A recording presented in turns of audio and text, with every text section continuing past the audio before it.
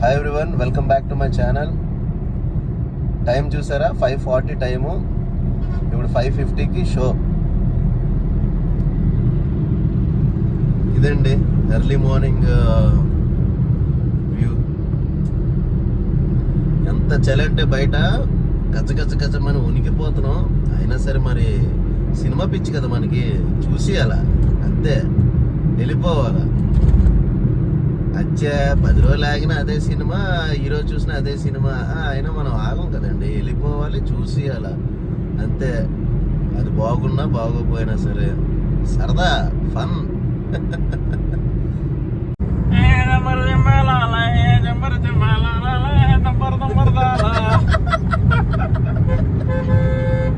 We are going to Pushpa 2 movie on 100 km speed. Dola. ఇదండి early morning cinema కోసం, cinema పిక్చర్లు సినిమాకి వెళ్తున్నాం. ఎంత మంచులో కూడానా.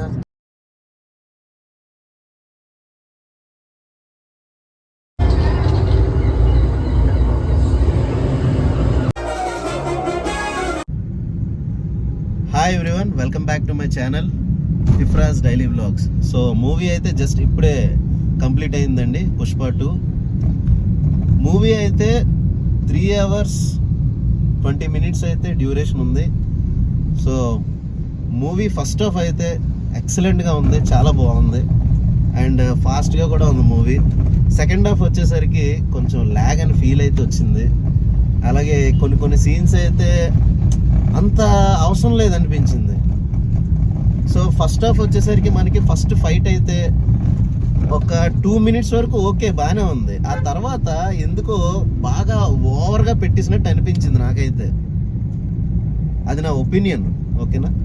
తర్వాత మనకి యాక్టర్స్ పరంగా పుష్పరాజ్ క్యారెక్టర్ ఎవరైతే మన అల్లు అర్జున్ గారు చేశారో 200% న్యాయం చేశారండి. అతని యాక్టింగ్ పరంగాన హ్యాట్స్ ఆఫ్ చెప్పొచ్చు. సూపర్ అంటే సూపర్. ఇంకా ఎక్కడ కూడా మనం అతనికి నెగిటివ్గా చెప్పే ఇదైతే లేదు, చాలా బాగుంది. అలానే మనకి శ్రీవల్లి క్యారెక్టర్ చేసిన హీరోయిన్ మనకి రష్మిక గారు కూడా ఎక్సలెంట్. మన ఎక్స్ప్రెషన్స్ కానీ ఏదైనా సరే సూపర్ అంటే సూపర్గా చేశారు. ఇంటర్వెల్ తర్వాత ఒక సీన్ ఉంటుంది, అందులో అయితే మరి ఇంకా క్లాప్స్ కొట్టాల్సిందే ఆ సీన్కి.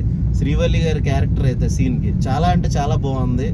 అలానే మనకి ఇందులో కొన్ని రోల్స్ ఉంటాయండి, మెయిన్ క్యారెక్టర్స్. అంటే నేను చెప్తే మళ్ళీ స్పాయిలర్ అయిపోద్దని నేను చెప్పట్లేదు, కానీ చాలా అంటే చాలా బాగుంది. ప్లాట్ మొత్తం కూడా ఏదైతే ప్లాట్ తీసుకున్నారో ఎక్సలెంట్గా చూపించారు.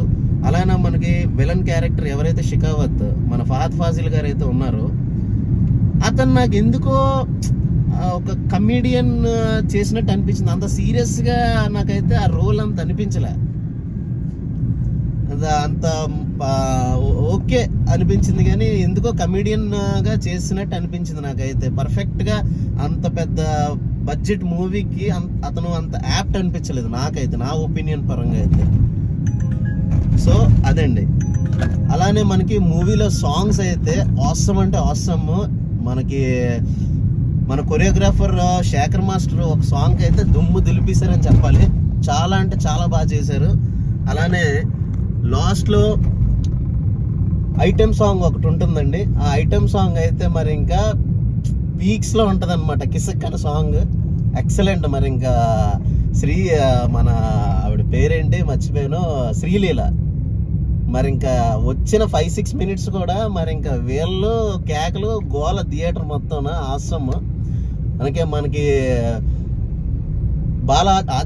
ఆచార్య బాలు పేరేంటి కొరియోగ్రాఫర్ది, కొరియోగ్రాఫర్ ఆచార్య గారు కూడా 2-3 పాటలు చేశారు. అతను 2 songs చేశారు. అతను కూడా సూపర్ సాంగ్స్ అయితే ఎక్సలెంట్. అలాగే మనకి బీజిఎం విషయానికి వస్తే మాత్రం బీజిఎం అయితే మన దేవిశ్రీ ప్రసాద్ గారు ప్లస్ అలాగే ఇంకొక ఆయన శ్యామ్ ఎస్ అనేసి కొత్తగా అతను కూడా బీజిఎం ఇవ్వడం జరిగింది. పార్ట్ 1కి ఎంతైతే బీజిఎం బాగుందో పార్ట్ 2కి వచ్చేసరికి బీజిఎం అయితే అంతగా ఏమి అనిపించలేదండి, నార్మల్గా ఉంటుంది. అక్కడక్కడ పర్వాలేదు అనిపించింది నాకు బీజిఎం అయితే. సో అది ఫ్రెండ్స్, నేనైతే ఎర్లీ మార్నింగ్ 6 o'clock షోకి అయితే మంచులో అయితే వెళ్ళడం జరిగింది. నేను మా ఫ్రెండ్ మేము అయితే బాగా ఎంజాయ్ చేసాం. సో మీరు ఏ థియేటర్లో చూసారు, మీరు ఏ షోకి వెళ్ళారు అనేది కింద కమెంట్ చేయండి. సో ఈ వీడియో కనుక మీకు నచ్చితే లైక్, షేర్ అండ్ సబ్స్క్రైబ్ చేయడం మర్చిపోకండి. Thank you.